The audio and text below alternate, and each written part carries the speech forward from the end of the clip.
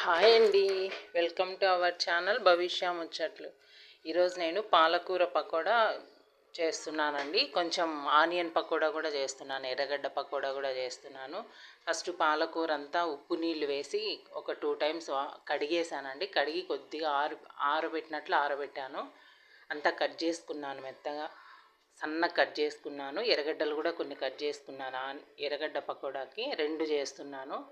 పాలకూర పకోడా చేస్తున్నాను, ఎర్రగడ్డ పకోడా చేస్తున్నాను. మేము ఎర్రగడ్డ అంటాము. ఆనియన్ పకోడా కూడా చేస్తున్నానండి. దానికి పచ్చిమిరపకాయలు పేస్ట్ చేసుకుంటున్నానండి. ఒక 5-6 పచ్చిమిరపకాయలు, కొద్దిగా తెల్లగడ్డలు, కొంచెం అల్లము వేసి పేస్ట్ చేస్తున్నానండి. ఇవి 3 వేసి, ఎందుకంటే పచ్చిమిరపకాయ అవి వేసామంటే పిల్లలు తినేటప్పుడు పంటి కింద పడితే వాళ్ళు కారం అని ఏడుస్తారు కదా. పేస్ట్ వేసేసామంటే అంతా మిక్స్ అయిపోతుందండి. ఇది పేస్ట్ లాగా చేసేసుకుంటాను. అట్లా కచ్చాపచ్చాగా పేస్ట్ చేసేసుకొని ఇప్పుడు కరివేపాకు కొంచెము పాలకూర దాంట్లో వేస్తున్నాను, కొంచెం ఆనియన్ పకోడాలో కూడా వేస్తున్నాను. కరివేపాకు ఒక గుప్పిడి తీసుకున్నాను, దానిలో కొంచెం దీనిలో కొంచెం వేసాను. ఇప్పుడు కొత్తిమీర కూడా తీసుకున్నాను, దాంట్లో కొంచెం దీనిలో కొంచెము వేస్తున్నాను. కొంచెం కొత్తిమీర వేసాను.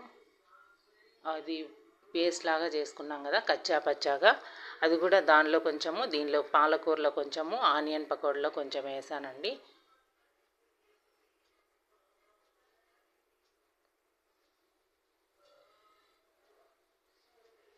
అవి కచ్చా పచ్చాగా చేసానండి, మరీ మెత్తగా లేకుండా. అవి బాగా ఇప్పుడు కలిపేసుకుందాము. కొంచెం సాల్ట్,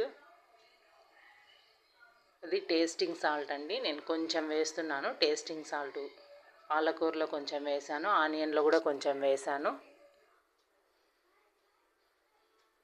కొంచెం సాల్ట్, వంట సోడా కూడా వేసేసుకుందామండి. సాల్ట్ వేసాను, రుచికి సరిపడా వేసుకోవాలండి. టేస్ట్ చూసి మళ్ళీ వేసుకోండి. బాగా మిక్స్ చేసుకోవాలి, అది ఫస్ట్ బాగా కలిపేసుకోవాలండి. బాగా కలిపేసి తర్వాత శనగపిండి తీసుకున్నాను. ఒక కప్పు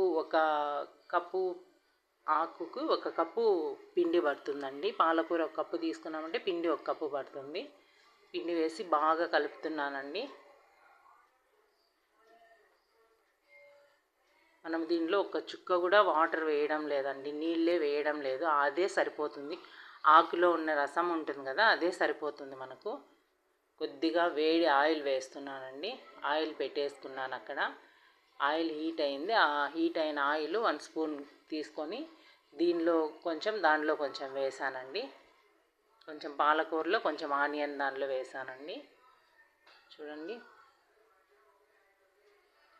వేసేసి బాగా కలిపేసుకోవాలి. మనం వాటరే వేయడం లేదు, ఆకులో వచ్చిన తడినే సరిపోతుంది మనకు. ఇప్పుడు ఆ తడే సరిపోయిందండి. ఒకసారి టేస్ట్ చూసుకుందాము. ఉప్పు చూసేసుకొని సరిపోకపోతే కొంచెం యాడ్ చేసుకుందాం, సరిపోతే అట్లనే ఇంకా వేసేసుకుందామండి. ఇప్పుడు ఆనియన్ దాన్ని కూడా చూడండి బాగా మిక్స్ చేసుకోండి. ఇది మనం చేసుకున్న తర్వాత ఒక 4-5 డేస్ కూడా ఉంటుందండి, చెడిపోదు. మనం వాటరే యాడ్ చేయడం లేదు. చిన్న చిన్నగా పకోడాలాగా వేసేసుకుంటున్నాము. దీనిలో వాటర్ యాడ్ చేయలేదు కాబట్టి చేసేసుకొని ఒకే పకోడా చేసేటప్పుడు కొద్దిగా ఆనియన్స్ సపరేట్గా కలుపుకొని, ఇది సపరేట్గా కలుపుకుంటే రెండు బాటిల్లో వేసి పెట్టేసామంటే 1 వీక్ అయినా ఉంటుందండి, చెడిపోదు. ఇది మనం వాటర్ యాడ్ చేయడం లేదు కాబట్టి ఈవినింగ్ స్నాక్స్గా పెట్టచ్చు, లేదా అన్నంలో నంజుకోవడానికి కానీ యూజ్ చేసుకోవచ్చు. ఒకటి చేసేటప్పుడు ఒకటే కాకుండా ఇట్లా 2-3 చేసేసుకున్నామంటే ఒక 1 వీక్ ఉంటాయి మనకు. చూడండి బాగా వేగిపోయినాయి, తీసేసుకుందాం ఇప్పుడు. బాగా అట్లా రెడ్డిష్ కలర్ కొంచెం తెలుస్తుందండి. ఆయిల్ కూడా చూడండి, పాలకూర వేసాం కదా, గ్రీన్గా వచ్చింది కొంచెం ఆయిల్. చూడండి చాలా బాగుంటుంది, హెల్దీ. మనకు ఆకుకూరలు ఎప్పుడు పప్పు తాలింపు ఇవి పెట్టే కంటే ఇట్లా కూడా పెట్టినామంటే ఇది పకోడా అయితే ఈజీగా తినేస్తానండి, ఎవరైనా ఇష్టంగా తినేస్తారు. ఇప్పుడు ఆనియన్ పకోడా వేసుకుంటున్నానండి. సేమ్ ఇలానే శనక్కాయ పప్పులతో కూడా వేసుకోవచ్చు మనము పకోడా. దీనిలో కూడా మనకు ఆనియన్లో వచ్చే తడే సరిపోతుందండి పకోడాకి. చూడండి బాగా రెడ్గా వచ్చేసింది.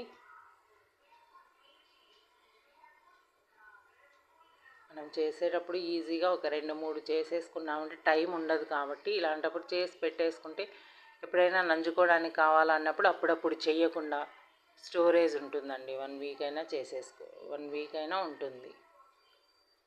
వేగిపోయిందండి ఆనియన్ పకోడా కూడా.